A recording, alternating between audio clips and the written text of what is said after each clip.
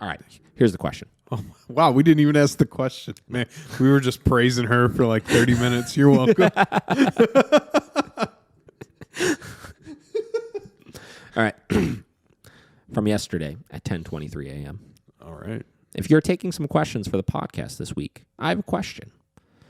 What do you do when a dog has no chill? Tahoe has good obedience if we are out walking or actively doing anything. But sitting and just relaxing at a patio or this past weekend at the beach, he cries. I always thought I would just let him cry it out, but this weekend he cried for 6 hours while we sat at the beach. Jesus. The majority of the time, it was low-level crying, but if I got up and moved around, it turned into full dog screaming.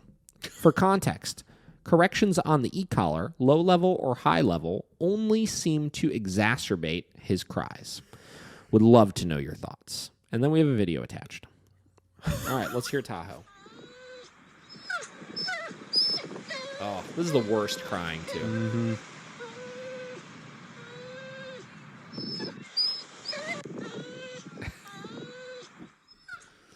Oh, boy. Oh. That for 6 hours? 6 hours.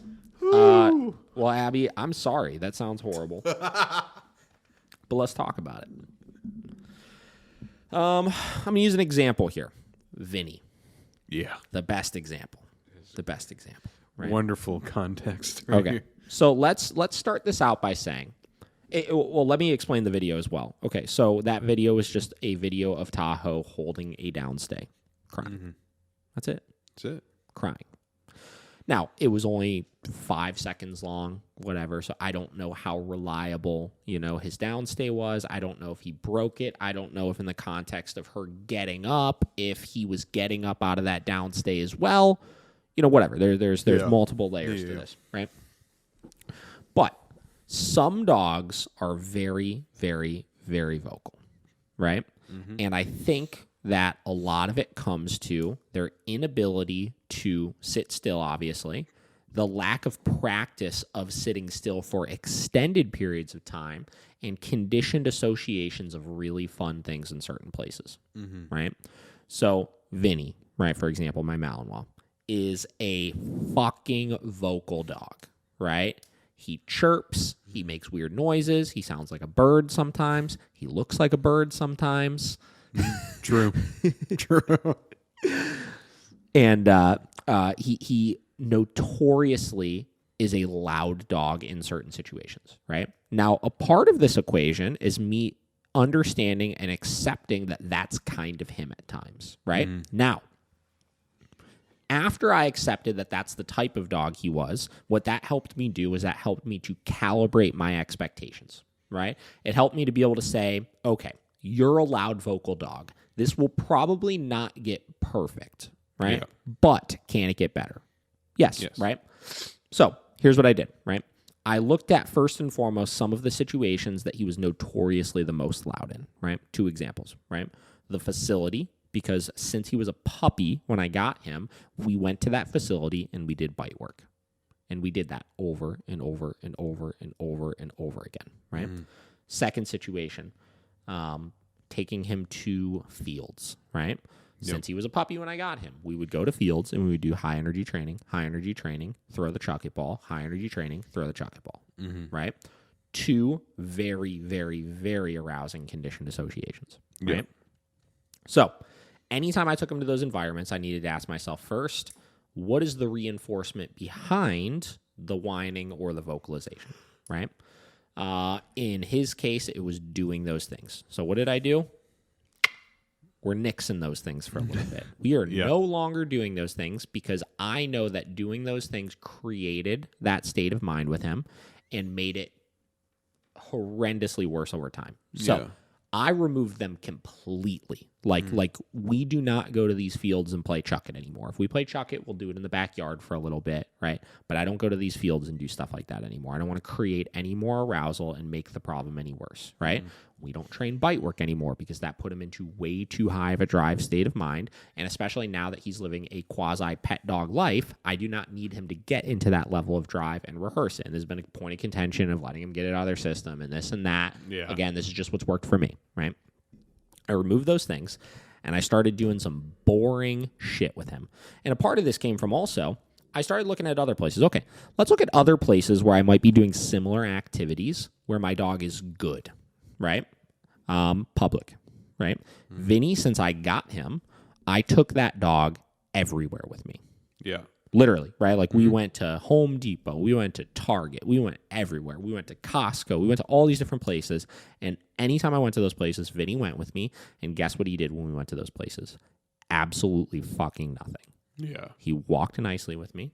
When we had to stop and check out or do anything, he held a downstay. Nobody touched him.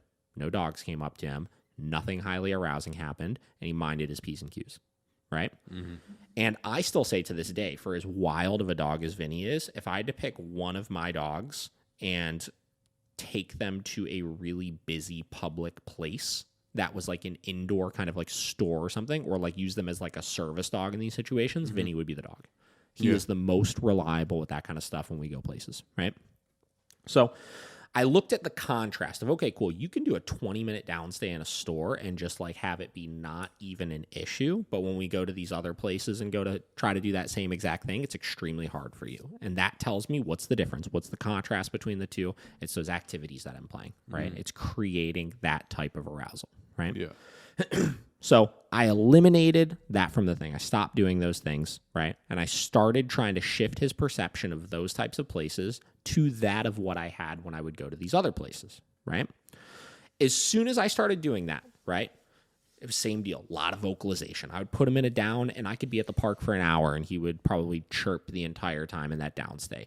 I'd put him in a crate at the facility doing nothing for 6 hours, and he would be pacing around in there being a little psychopath and stuff, right?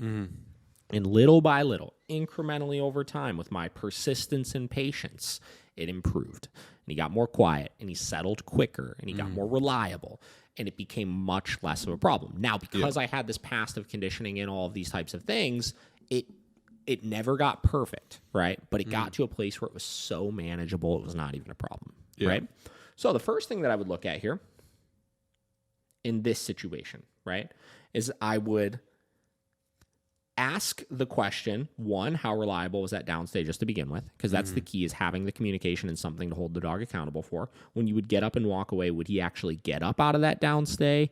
Would he maintain it perfectly the entire time? And what I would do is I would make high-level corrections for breaking that downstay to have a clear expectation, right? We're going to have one thing we're going to hold to the highest standard, right? From there, you got to understand that the crying and the arousal and stuff in a lot of these situations is subconscious. We talk about this a lot, right? The dog is probably not super aware of the fact they're doing it. They're just cycling in their head, right? He's probably in his mind just focused on, I need to hold this down, but I'm stressed that mom is over there, and it's just, I can't see, I don't know how to move, Yeah. So because of that, correcting for it is not going to help, right? And actually, like you said, it's going to make things worse. It's going to make him more amped up because he's not knowing this is for whining. He's just knowing, I think I'm doing the right thing, and I keep getting corrected, and I don't know what to do, and I'm getting more pissed off and more frustrated, right? Creating a lot of confusion. So save that high-level correction for something clear and identifiable to the dog, right? Second thing I would look at is what were the two examples? Patio and beach, right?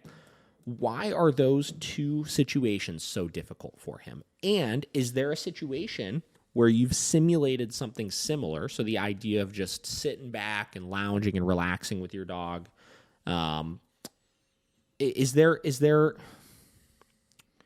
a situation like that where you've done something like that elsewhere where he's really good with it? Let's take the example of in the house eating dinner. If you have him hold a downstay for the whole time you're eating dinner at the house, is he reliable with it, right? And if you say yes, then we have to look at the contrast of, in this type of setting, what's creating the arousal, so we could remove that reinforcement, right? And maybe just the idea of needing to do it more, right? And obviously, if you're at a patio or somewhere where it's going to be disruptive to people, you're going to have to pick a different setting. But like I tell people, parks around the corner from us, Edgewater, you could go and, you can go on a picnic table and put your dog in a down and just chill there for an hour and hang out, and simulate it like that and start doing that once a day for a week, or once every other day for 2 weeks or something like that. And once you start getting into the practice of it and understanding he's going to whine the whole time, and to make your shift that expectation, right, to just the down. I just want him reliable with this down here, and I just want to get him used to experiencing this, right? You will see improvement with it, right? And then if you say no to like, he can't do that in the house because we just don't practice it or whatever, you need to start finding places outside of these types of situations to start working on it in. Because maybe the problem is not the place. Maybe the problem is the extended duration, right? Maybe the problem is once you have him hold a position for longer than a couple minutes, he starts getting real antsy. And that then would be the issue in my mind and what I need to work through, right? Yeah. So you got to look at a couple different things here with that, right? You got to look at shift your expectation. The expectation is not no whining or anything initially. The expectation is just holding a downstay the entire time. 2, what's the reinforcement behind it? Is it the place or is it the actual activity that you're doing of the extended duration? And then if it's the place, you need to start simulating that place significantly more often, right? And if it's the activity, so the extended downstay, you need to find more opportunities to work on that in, right? And then the last thing is holding him accountable high enough with the actual down, right? The actual expectation, right? Which is super firm corrections for that. With Vinny, I would correct him on 100 for that when he would break it, right? Because he was so jacked up, right, that I knew I needed that super high level to have that quick snap out of it and get back down into it. Yeah. Right? So that's how I would address this. Long-winded response. No, it's good. How's your battery over there? It's doing good. Good. I think that's a great correlation of working with, thinking that it's just high energy at these certain places, but your dog has a lot of energy, say, like you said, like at dinner time or anything like at the house that he probably has the same energy, but he's just able, why is he able to keep it there, together there, versus over here at the beach, And I don't know if that's the case, right? And that's why I'm don't. kind of presenting these alternatives is because I don't have all the details. I'm not able to ask follow-up questions right now. And I think a lot of people don't practice duration work as much as they should, Yeah. I don't even at this point either. And I was talking about this with a client yesterday. And that's why when I took Vinny to platform, when I had him hold like a 2-hour-long downstay, he probably broke it a couple times throughout it where he never would have done that before, right? Yeah. Because I don't practice it anymore. But it is key and essential to make sure your dog can do it, man. There's no reason why your dog can't hold an hour to a 2-hour-long bed stay or downstay if needed. Yeah. And if you put that into practice even one time per week while you're doing something else, it's not even like you need to actively be there for the whole time. Yeah. Go cook and eat and have your dog hold a downstay the entire time. Yeah. Right? If you could start getting your dog into the practice of that, that is huge. Sure. Boom. Boom. Got it.